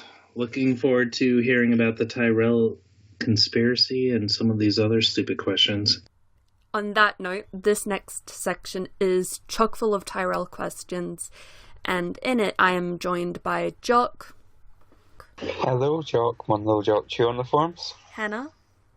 Hey, it's Shadowbaby, recently promoted back to second position. Silver medalist Hannah. And our bronze spot today is Scott. Hey, this is Scott, Shaggy Dog on the forums. House Tyrell was actually introduced in previous books. The Tyrells are becoming a major player in Westeros. Yes, they have been one of the great houses for a very long period of time, but this is where we really start to see their story unfold. Why do you think the Tyrells, specifically Olenna, continued to trust Littlefinger after the Tyrell plan to whisk Sansa away to Highgarden and marry Willis was discovered? And that Peter Baelish told the Lannisters about this plan? See, when we did this chapter, I was on that episode. And we batted it around for quite a while. Like, it's sort of unbelievable that they would, unless that was their plan all along. I can't remember who was saying it. One of the lovely ladies of Vok was saying, it's kind of odd to be, if you're willing to, it was probably Bina, if you're willing to plot with someone to kill a king, then you would think it would follow that there'd be implicit trust. You know what I mean? Just what the one hand does, the other will follow, knowing that they're in it for the same end. But then it's just so tricky because it's these guys, like it's these two players that are sneaky. Yep. And I don't know that we ever really landed on anything. This is when, if I have the numbers memorized, I would direct the listener to tune into Vok whatever. I don't. But in that episode, we go into it quite a bit. It's like, did they know? Was the plan to garner more trust with Tywin and the small council by exposing the plot? Was it actually an truly intended thing?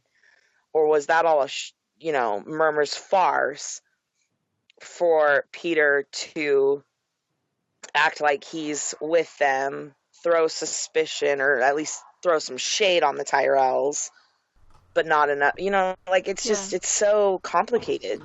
Yeah, and at least what I think might have happened is the Tyrells don't actually know who told the Lannisters, right? And as far as they are concerned, Littlefinger had no clue they were going to take Sansa anyway, so they would have no reason to suspect Littlefinger. And And to be perfectly honest, they probably just thought Varys found out and told the Lannisters. Yeah. That's just what I think, personally.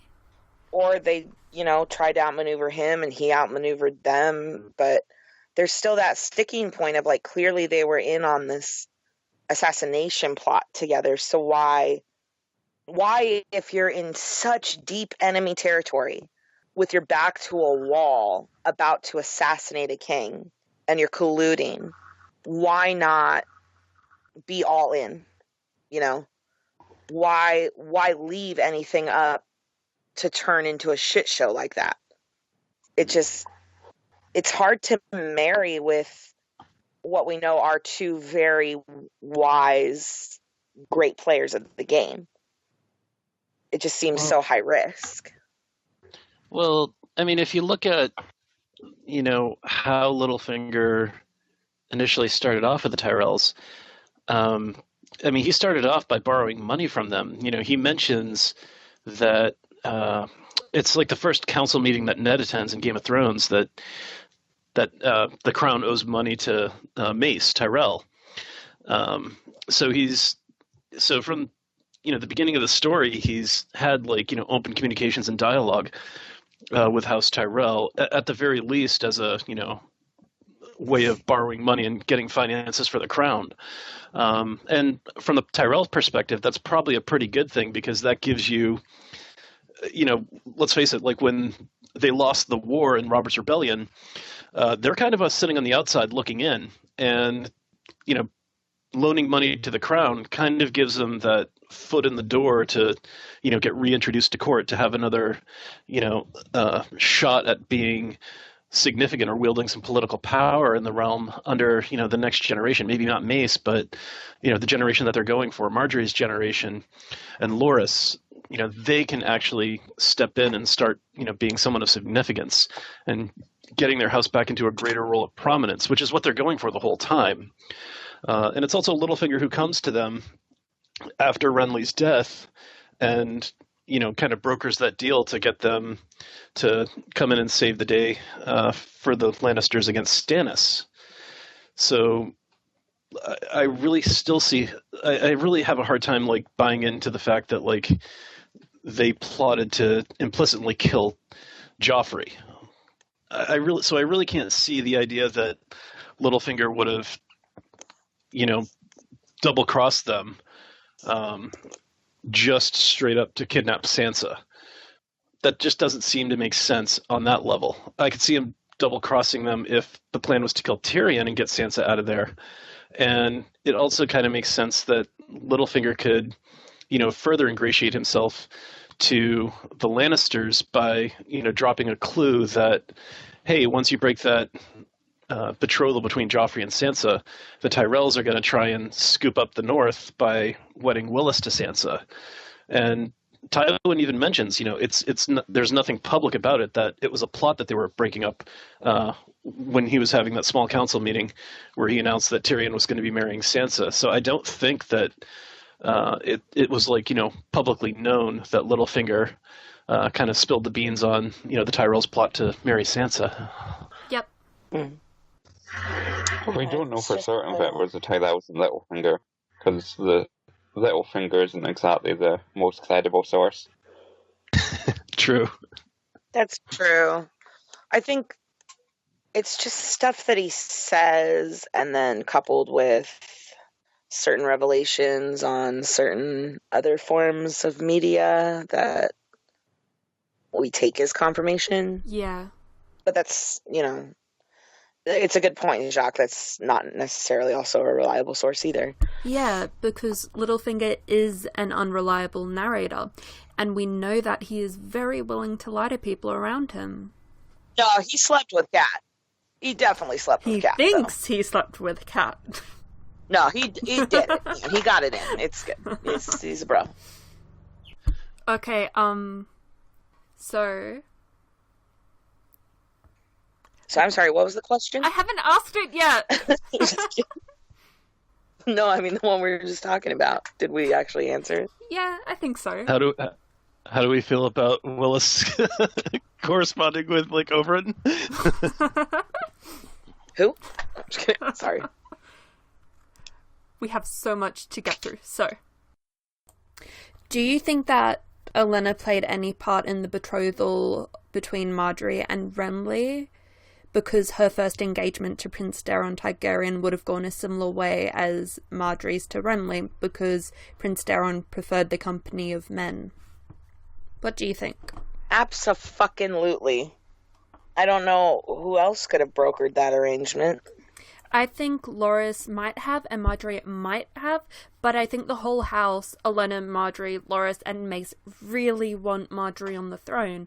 And between them, it might be a quid pro quo agreement, seeing as Renly is benefiting the same as the Tyrells are. And I don't see how it really matters who brokered their marriage when both sides are benefiting.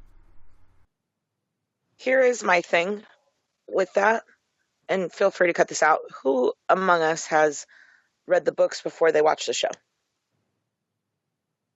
Me. Looking at you, Scott. Okay. When you read the books, did you immediately read into it that Renly and Loras had a side project going on? No, not immediately. Okay.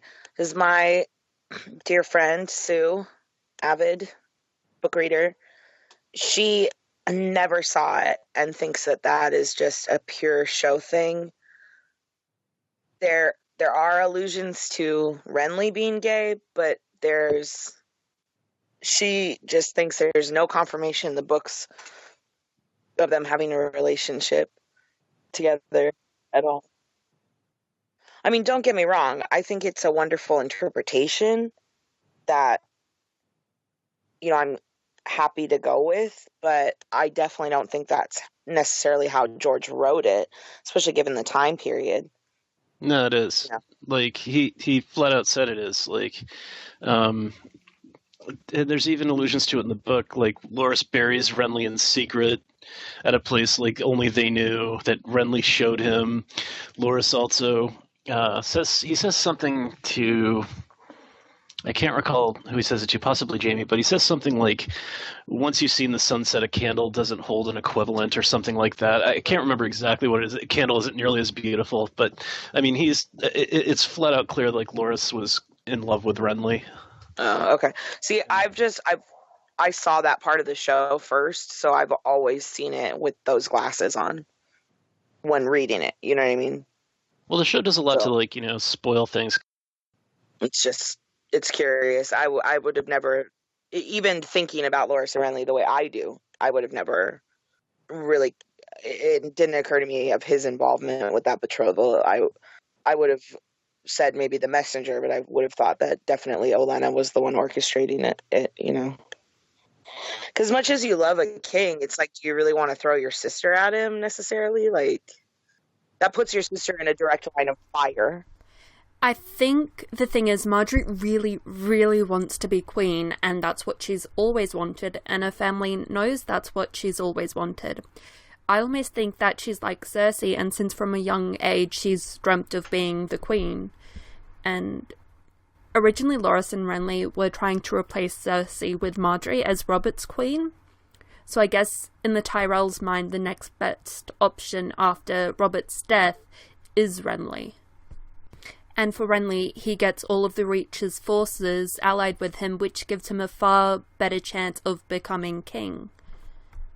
Oh, I mean, I'm sure though that if, things had been different and Rob had been winning early on, or not Robert Baratheon, I meant Ned. Like, if Ned had taken the throne, if Ned had taken the throne after Robert died, I'm sure they would have been trying to do something with the Starks.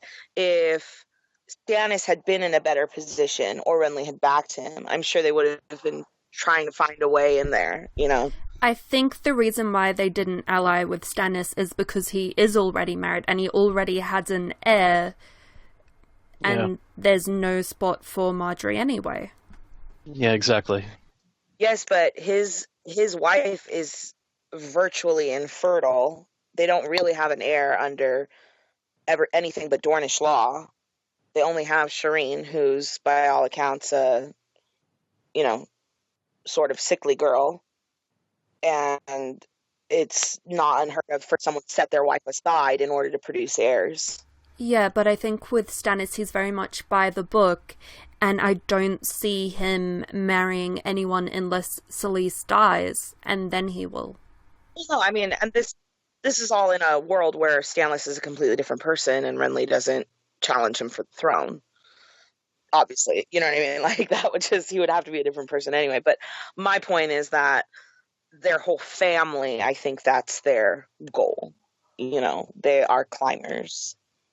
And they're going to marry their daughter off to the highest position they can find for her. If Robert had lived for another 1 billion years and he and Cersei had a wonderful relationship with legitimate children, they would have been trying to marry one of those princes immediately. And we never hear about if they were trying to get a betrothal in there before Ned became Hand. They very well and probably were, Quite possibly, yeah. That's a good point. And they probably were doing what they could to position Loras to marry Myrcella as well. Like, I think that's just a family thing with them. That's their deal, Yeah. Because who could have foreseen all this shit? You know what I mean? They just moved when they moved and acted as they did because of the way the cookie crumbled after Robert's death. But prior to that, we don't have a lot of history on them and what they were doing and who they were talking to, Yeah, that's very true. Because all we know about them up until really A Clash of Kings is secondhand information anyway, and we don't know how reliable any of that is. I do think it all comes from Olenna, though. I just think that Mace is such a dullard, like, his father, that he's just probably perfectly happy to sit in Highgarden and collect his rents and incomes and live his life, you know what I mean? But I think that his mother is this person who's always gunning, you know what I mean? I think that she's clearly shrewd, and she understands that in their world, power is power and power is safety in many respects. You know what I mean? You probably have a longer life expectancy the higher you are. I mean, look at how long Maegor lived. Even though he was a bastard, he was still at the top of the heap, and he still lived a pretty long life. Well, Maegor also had a big, huge-ass dragon he could ride around on. I mean, that kind of helps you to stay on top of things when, you literally have a dragon that can melt castles. So, I don't think that's a good comparison. He wasn't always with his dragon. You know what I mean? Like, even Aerys going mad. I mean, he was going mad for quite a while before anyone bothered to do anything about it, and they only did anything about it when they realized, oh my god, he's just going to kill us all. You know what I mean? Like, if Joffrey was not killed, would the Tyrells have had any power in King's Landing over Joffrey? So Cersei struggles to control Joffrey. Do you think Margaery would have fared any better? A lot better. I think she would have fared a lot better because, I mean, they would have been in a relationship. So Joffrey would have, at the very least, had to, deal with Margaery's attempts at manipulating him, which probably would have had some level of influence. Because throughout the book, we see people influencing Joffrey. It's not always absolute, but Sansa does it. The Hound does it a little bit. Tywin does it. And whatnot, and his mother does it as well. And also, when you become a teenager, and especially when you start having a girlfriend, the advice of your parents usually is in one ear and out the other. So Joffrey probably would have been manipulated by Margaery quite a bit. And yeah, I mean, I think that's probably how it would have went at the very least. And yeah. All of those characters actually manipulated him in different ways, whereas Sansa is not necessarily incredibly successful at it. but she can do enough to keep herself safer than she would have been otherwise. I don't think Cersei can really control him. I think she tries but fails a lot. Yep. And Tywin's probably the most successful at it because he has a different way of doing it from everyone else. He's already in a place of power, and everyone around Tywin knows that he is incredibly powerful, incredibly smart, and very, very cunning, and knows not to cross him. So Joffrey would have picked up on that from a very early age and would have learnt not to cross him. And I think Margaery would have to lead with sex appeal for Joffrey, because she knows that Sansa's tried to do it the pretty way, by being very beautiful and soft-spoken and doing what he wants. Margaery, that is, has seen that it wasn't completely successful, and that once Margaery and Joffrey are married, she can lead with that. Not only that, but also her family's influence, because when Margaery goes into this marriage, the Lannisters and Joffrey are they're kind of reliant upon the Tyrells, because they really don't. Their forces have been shattered, and pretty much all the food that's going into King's Landing is coming from the Reach at that point. So they kind of are dependent on them at that point. Given it might, down the road a few years, things might change. But I think initially off the bat, the support is there for Margaery to say, hey, look, I know what's going to happen if we do this, and this is going to happen. So we don't want that. So I think she may have been able to not only use her sex appeal, but also use some reasoning to try and sway him one way or another. That's a good point, but I'm unsure if that will be completely successful, because we know that Robert Baratheon and Cersei had a similar dynamic going, especially early on in their marriage. But we also know that Robert wasn't a good husband to her, and that he did abuse her. Yeah, I mean, whether or not Margaery would have put up with the abuse is another good question, actually. And I suppose that revolves around her level of ambition and desire for power or whatnot. I mean, initially, maybe, once if they have an heir to the throne, that's a totally different story at that point as well, because then she can kind of, then if she decides she wants to off Joffrey, then that gets put on the table, and then she retains power through the heir in the similar way that Cersei is with Joffrey and Tommen. So it becomes a distinct possibility. Yep. And the opposite's also true, that once Margaery does have an heir, Joffrey can kill her off as well. Oh, sure. It works both ways, not implying it's a one-way street. I know, but Joffrey is crazy enough to do that. Just putting it out there, though. I don't know if he actually would, though, because a lot of times, like when we see Joffrey, a lot of times he's doing the classic bully of, he's talking up a big game, and then when he's like really confronted with it, he tends to back down or find a way out of it, so he doesn't have to, back it up directly. So maybe, but maybe not. Yeah, but he also has a lot of people around him, and we know that he's done it in the past. He's ordered people to do things, so he could just order a King's Guard member to kill her, or a maester if he wanted it. Oh, that's true. Just to make it look like he's kept his hands clean. I don't know. I think it becomes a little more complicated with like Loras sitting right there on the King's Guard, though. I wouldn't put. I mean, what, you want me to kill my sister? No, wrong answer.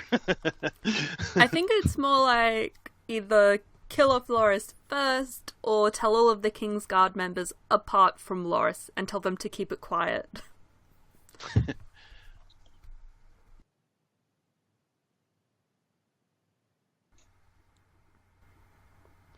Do you think the Tyrells are playing the Game of Thrones, or do you think all of their decisions they have made thus far in the War of the Five Kings have been because their hand was forced, or do you think they are actively playing?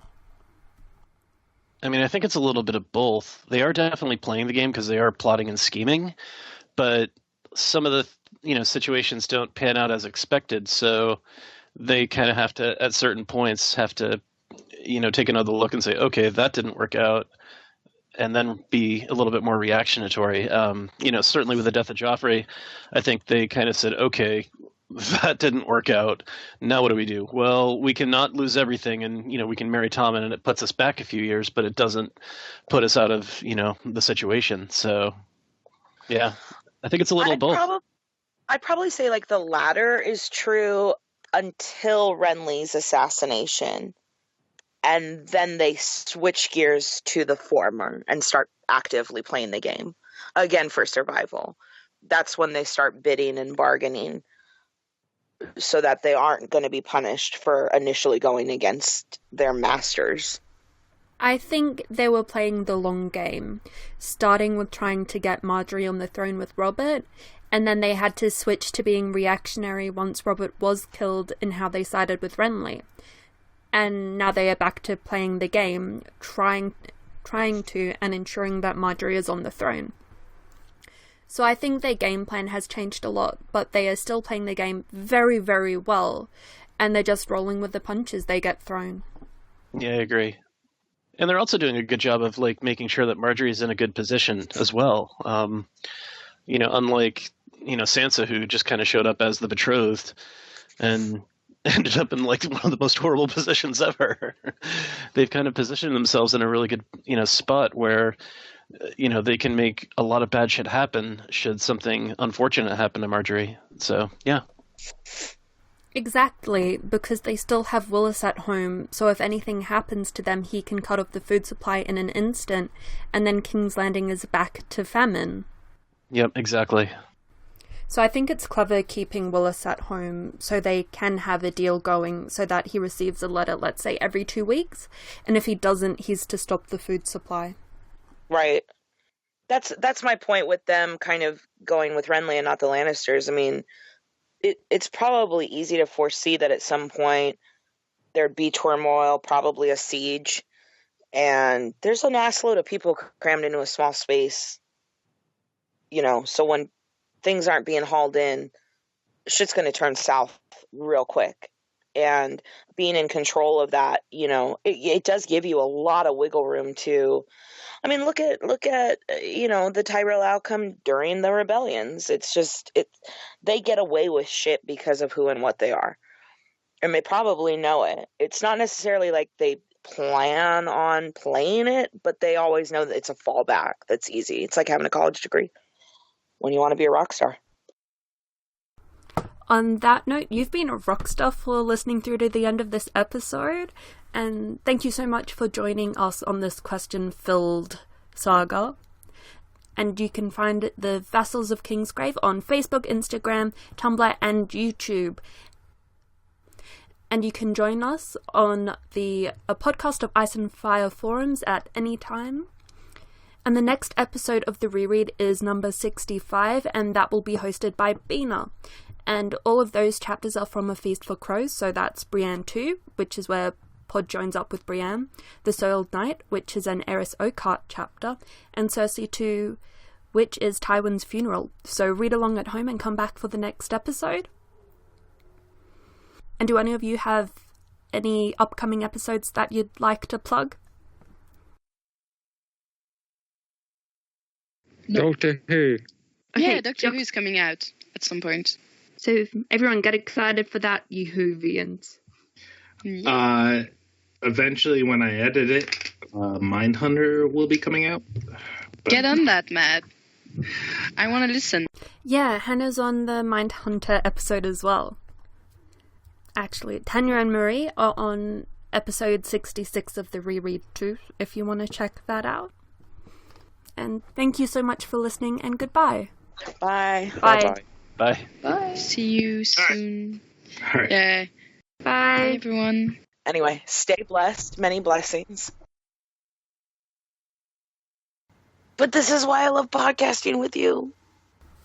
And you're introducing selves in order, in alphabetical order according to your forum names, so... Wait, I'm Shadowbaby and he's Shaggy Dog. I don't know. It's Jock, Hannah, then Scott, okay? I can't do alphabetical. It's too She's hard. She's also driving and multitasking, too. Don't make me count I'm driving, I'm shopping. I can't do alphabetizing. To be honest, Hannah, I'm kind of hoping someone cuts you off in the middle of your introduction and you start swearing at them. Hi, this is Shadowbaby. You motherfucker! I'll kill you! You son of a bitch! Well, give it long enough and they will. Okay. Okay, so, hi, I'm your host today, Sarah, aka Lady Weaver on the forums, and I am joined by... Jock, Manlo Jock 2 on the forums. Shadowbaby, second in order, alphabetically. Hannah real life. And this is Scott, Shaggy Dog on the forums. Who is third alphabetically. In real life, not in real life, but third according to forum names. I think in real life too, though. I think that was actually in real life we're in alphabetical now. No, otherwise you'd be first, Hannah. And then it would be Jock and then Scott. So close. But he's still third. I alphabetical right now. Okay. It's not a conversation I'm interested in having much longer. 89 named characters die in this book. How many of them are created just to die? The people we don't names recognize, I'm thinking. Like, who the fuck is Court? Killed at the Battle of Castle Black. Okay. And I mean, I'm sure there's plenty. Like, I don't even want to know how many unnamed characters we see die. Oh fuck! Here all night. Well, we'll find out the number count when they come back as whites, and we'll. I know. Right? There must be 2 million people out there. Oh shit! He did kill a lot of people. Oopsie. But this is why I love podcasting with you. There's so much. Your brain, I love it. You have a hardcore fangirl. Yeah, I am your biggest fan. Oh, that's not good. I live really close to Maine. And that just reminds me of Misery by Stephen King. It's also cold and snowy here right now. It's the perfect setup. I mean, I'm definitely not holding a sledgehammer right now. No, I would never. No. I don't even own a sledgehammer. You only need his vocal cords. So I'm sorry, what was the question? I love Jamie's POVs, though. I think he's brilliant. But we're not talking about Jamie yet. He didn't die. Oh, sorry. I'm sorry. I thought we were talking about... Oh, we're just talking about Fallen. Okay, So I'm sorry, what was the question? I haven't asked it yet! No, I mean the one we were just talking about. Did we actually answer it? Yeah, I think so. How do we feel about Willis corresponding with, Oberyn? Who? I'm just kidding. Sorry. We have so much to get through, so... Yeah, I better not piss my own time away. Bless him. Also, I like the dog on your mum's profile. That's one of our dogs, so that's Jackson, and he's a Cocker Spaniel as well, same as your one. Oh, I want a King Cavalier Spaniel so bad. Really? I want a cat. I'm scared of dogs. Cats are useless. Cats are adorable. They are not useless because we've had snakes at our place, and our cat is the one who's been like, Sarah, there's a snake out the window. Well, of course, you live in Australia, you dummy. Everything's trying to fucking kill you. Pretty much. Cats catch mice. That's useful. Yeah, so does mouse traps. Takes a little bit of peanut butter and a steady hand. So